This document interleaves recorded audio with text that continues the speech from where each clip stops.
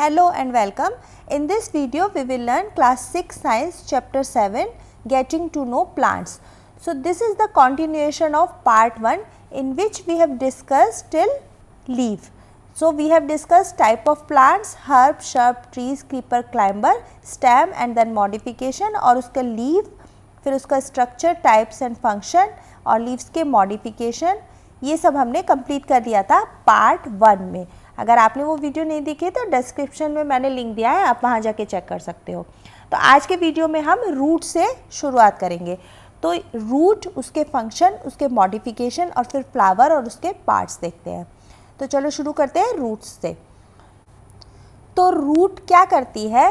Plant को help करती है इरेक्ट खड़ा करने में, और ये जो रूट हेयर होते हैं ये सॉइल से वाटर और मिनरल का एब्जॉर्प्शन करते हैं. तो रूट कितने तरह की होती है? एक होते हैं टैप रूट और दूसरी होती है फाइब्रस रूट. और भी तरह की रूट्स होती हैं लेकिन वो हम मॉडिफिकेशंस में पढ़ते हैं. तो प्लांट में दो तरह की रूट होती है, एक टैप रूट और फाइब्रस रूट. तो टैप रूट क्या होती है? टैप रूट एक मेन रूट होती है और उससे छोटे छोटे फाइबर्स या हेयर निकले होते हैं, रूट हेयर इन्हें बोलते हैं. तो मेन रूट है इसीलिए ये टैप रूट कहलाती है. तो टैप रूट के क्या एग्जाम्पल है? रेडिश, कैरेट और नीम में टैप रूट होती है. तो रेडिश में देखो आप, कैरेट में देखो, तो ये इस तरह से मेन रूट है और इससे जो छोटे छोटे फाइबर्स से निकलते हैं वो रूट फाइबर होते हैं.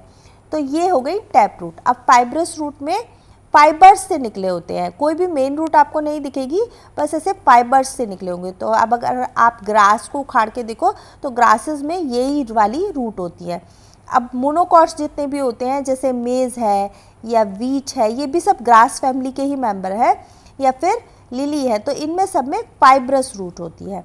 तो ये हो गए रूट के टाइप्स, टैप रूट और फाइब्रस रूट. अब नेक्स्ट देखते हैं फंक्शन ऑफ रूट्स. तो फंक्शन अभी हम बात ही कर रहे थे कि मेन फंक्शन है इनका प्लांट को इरेक्ट खड़ा करने में हेल्प करना या एंकरिंग करना, मतलब प्लांट को हेल्प करते हैं सीधा खड़ा होने में.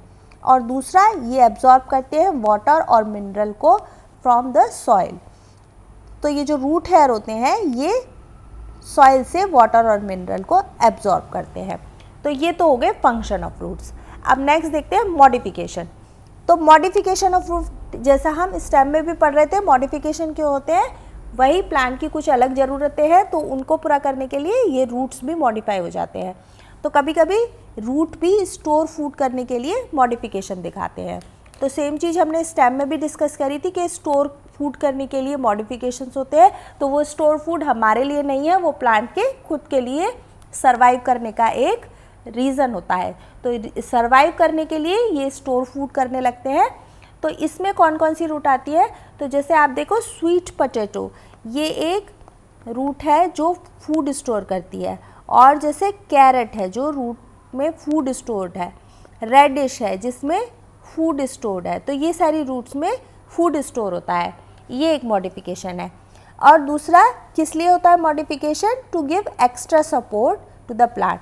अब कभी आपने बैनियन का ट्री देखा हो तो उसमें इस तरह से रूट निकली होती है जो स्टेम से ही निकल के नीचे ज़मीन में चली जाती है, जिससे ये इतना बड़ा जो ट्री हो जाता है जिसको इतना बड़े को संभालना मुश्किल होता है. तो ये रूट्स उसको ऐसे हेल्प करती हैं.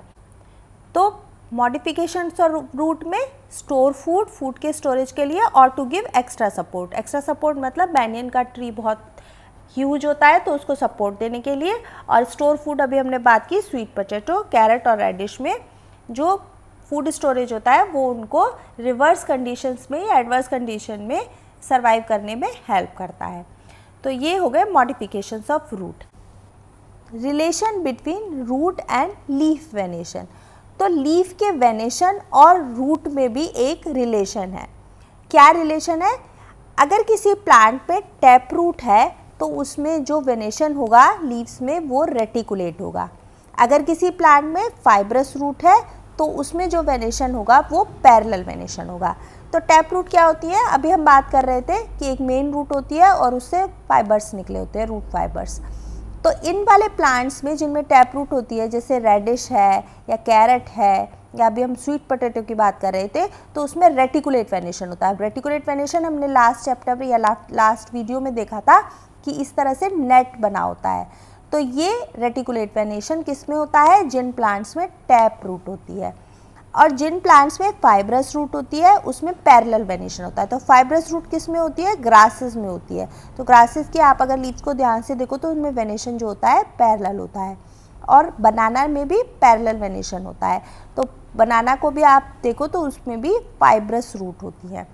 तो जिन प्लांट्स में टैप रूट होती है उसमें रेटिकुलेट वेनेशन होता है, और जिन प्लांट्स में फाइब्रस रूट होती है उनमें पैरेलल वेनेशन होता है। इसमें एक चीज़ और होती है कि जो मोनोकॉट होते हैं उनमें पैरेलल वेनेशन होता है और फाइब्रस रूट होती है, और जो डाइकॉट प्लांट होते हैं उनमें टैप रूट होती है और रेटिकुलेट वेनेशन होता है। तो डाइकॉट में कौन से आते हैं, जिनका दो जो सीड होता है दो में डिवाइड हो जाता है। जैसे मैं चने की बात करूं तो चने का अगर आप सीड देखो तो वो अगर आप उसको रात में भिगो तो वो दो में डिवाइड हो जाता है, और चना दाल जो होती है वो भी चने से ही बनती है, तो आप वो हाफ पार्ट होती है। और डाइकॉट में कौन कौन से आते हैं, पीस आती हैं, तो पीस भी दो पार्ट में डिवाइड हो जाती है अगर आप उन्हें दबा दो जोर से। तो मोनोकॉट में कौन आता है, वीट आता है। आप वीट को दो में नहीं डिवाइड कर सकते। राइस आता है, राइस को भी आप दो में नहीं डिवाइड कर सकते, दो पार्ट में। अगर आप उसके सीड को जोर से दबाओगे या तोड़ उसको वो करोगे तो वो टूट जाएगा, लेकिन दो पार्ट में नहीं डिवाइड होगा। ऐसे ही वीट है, आप उसको कितना ही जोर लगा लो वो टूट जाएगा, लेकिन दो पार्ट में नहीं डिवाइड होगा। तो इसको बोलते हैं मोनोकॉट। और डाइकॉट में जो सीड होता है वो दो पार्ट में डिवाइड हो जाता है इस तरह। तो ये डिफरेंस हो गया relation between root and leaf venation. Tap root, reticulate venation, fibrous root, parallel venation. अब नेक्स्ट देखते हैं फ्लावर। तो नेक्स्ट पार्ट है प्लांट का फ्लावर।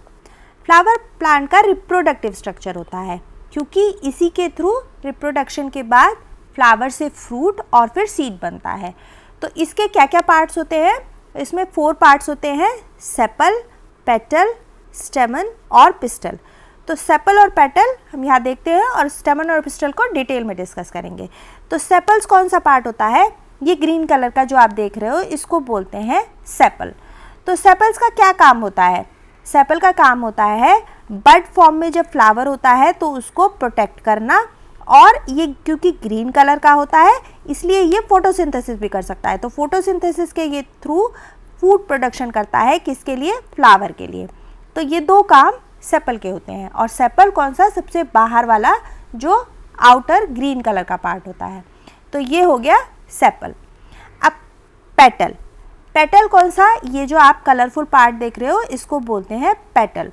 तो पेटल हमेशा ज़्यादातर कलरफुल या फिर अट्रैक्टिव कलर्स में होते हैं। आप इसमें देखो तो कितने सारे कलर्स में। तो अट्रैक्टिव कलर्स और कलरफुल होने का क्या रीज़न है, क्योंकि बीज को, इंसेक्ट्स को अट्रैक्ट करने के लिए इनके कलर्स ज़्यादातर बहुत वेरिएशन में होते हैं। तो इन कलर्स वगैरह से अट्रैक्ट होकर इंसेक्ट आते हैं और फिर पॉलिनेशन में हेल्प करते हैं, जिससे प्लांट में फर्टिलाइजेशन या फ्लावर में फर्टिलाइजेशन होता है। तो पेटल्स कलरफुल जो दिन में ब्लूम करते हैं, डे ब्लूमिंग फ्लावर्स जो होते हैं उसमें पेटल्स बहुत कलरफुल और बहुत अट्रैक्टिव कलर्स के होते हैं। लेकिन जो रात में ब्लूम करते हैं फ्लावर्स उनमें ज़्यादातर कोई कलर नहीं होता, मोस्टली वो वाइट कलर्स के होते हैं। जैसे रात की रानी की अगर बात करें तो वो वाइट कलर के होते हैं फ्लावर जो रात में ब्लूम करते हैं। लेकिन उसमें क्या होता है, फिर इंसेक्ट को अट्रैक्ट करने के लिए उनमें बहुत अच्छी खुशबू होती है। खुशबू दिन वाले फ्लावर्स में भी होती है, लेकिन रात के फ्लावर्स में ऐसी खुशबू होती है कि आप बराबर से भी निकलो तो बहुत अच्छी खुशबू आती है। तो उससे वो इंसेक्ट्स को अट्रैक्ट करते हैं। तो पेटल्स फ्लावर में अट्रैक्शन ऑफ इंसेक्ट का काम करते हैं, जिससे वो अट्रैक्ट हो, आए और पॉलिनेशन में हेल्प करें। तो अब ये दो पार्ट बच गए, स्टेमन और पिस्टल, इनको अब हम डिटेल में देखते हैं। तो अब बात करते हैं स्टेमन और कार्पेल की। तो ये सब इनके नाम हैं जिसमें हम इन्हें ग्रुप में बोलते हैं। जैसे अगर सेपल में एक बोलूँ तो वो होगा सेपल, और अगर मैं सब की बात करूँ जो सारे ग्रीन कलर का स्ट्रक्चर है तो मैं बोल सकती हूँ कैलिक्स। तो एक अगर मैं इसमें से तोड़ दूँ तो ये है सेपल, और अगर मैं पूरे की बात करूँ ग्रुप की तो ये है कैलिक्स। इसी तरह एक की बात करूँ तो वो है पेटल, कलरफुल एक है ऐसा तो पेटल। अगर मैं पूरे सारे प्लांट में, फ्लावर में जितने भी हैं उनकी बात करूँ तो वो हो जाते हैं कोरोला। और स्टेमन और कार्पल।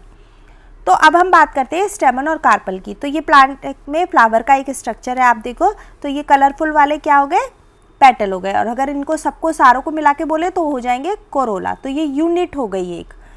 और इसी तरह कैलिक्स एक है तो सेपल, अगर सारे की बात हो रही है तो कैलिक्स।